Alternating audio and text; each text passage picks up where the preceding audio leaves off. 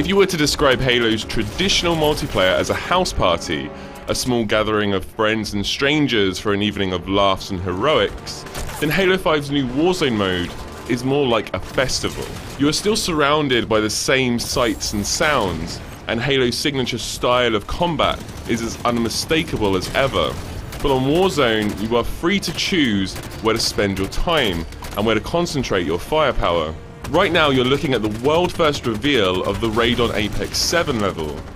In one section of this sprawling open world map, you could, for example, be busy mowing down hordes of Covenant AI. On the opposite side of the island, you might find teammates assembling in a Warthog, gearing up for some 4-player drive-bys. In one of the command posts, you could find a 3-way skirmish between both human teams and the AI, and on another, you might encounter a legendary elite boss patrolling the area, waiting for someone foolish enough to cross its path.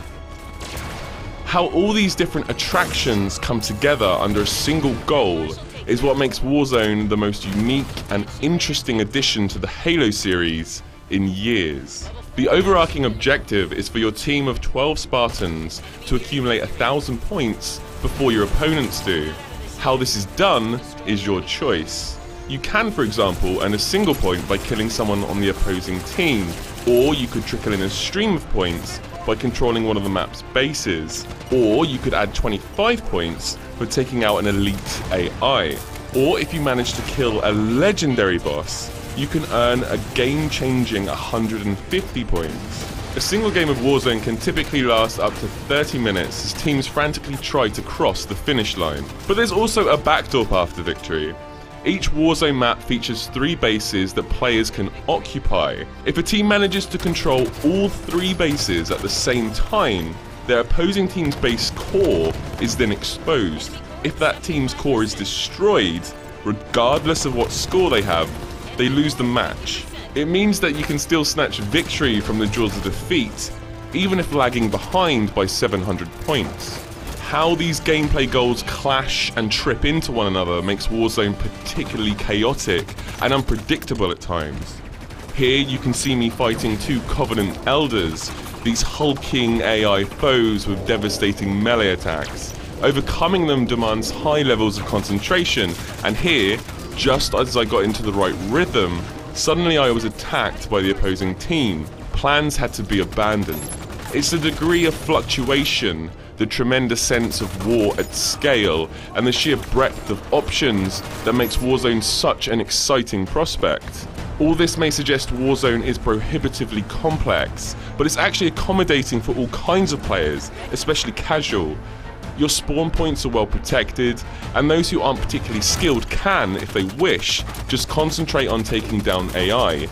These players can add to the final score as much as the kill-streaking veterans can. In fact, everyone can bring something to Warzone. Those who aren't the most skilled marksmen can charge up score tallies just by occupying bases. Even the thrill seekers who want to leap onto Covenant ghosts, madly stick a grenade on the engine and dash away just before the bomb goes off are still, in their own mad little way, adding to the total score.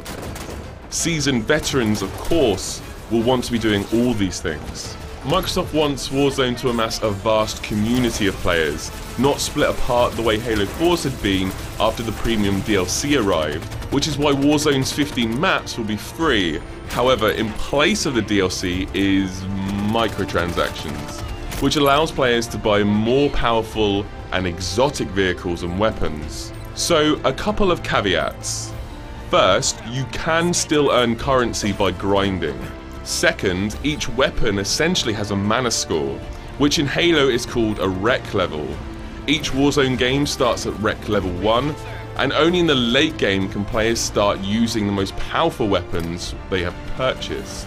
It's not quite pay to win, but casual players with cash to burn will have an undeniable advantage over casual have-nots. Whether that advantage will extend over to the hardcore players, however, remains to be seen. Microtransaction worries aside, Warzone could very well be the most interesting thing to happen to Halo, and indeed multiplayer shooters, for quite some time.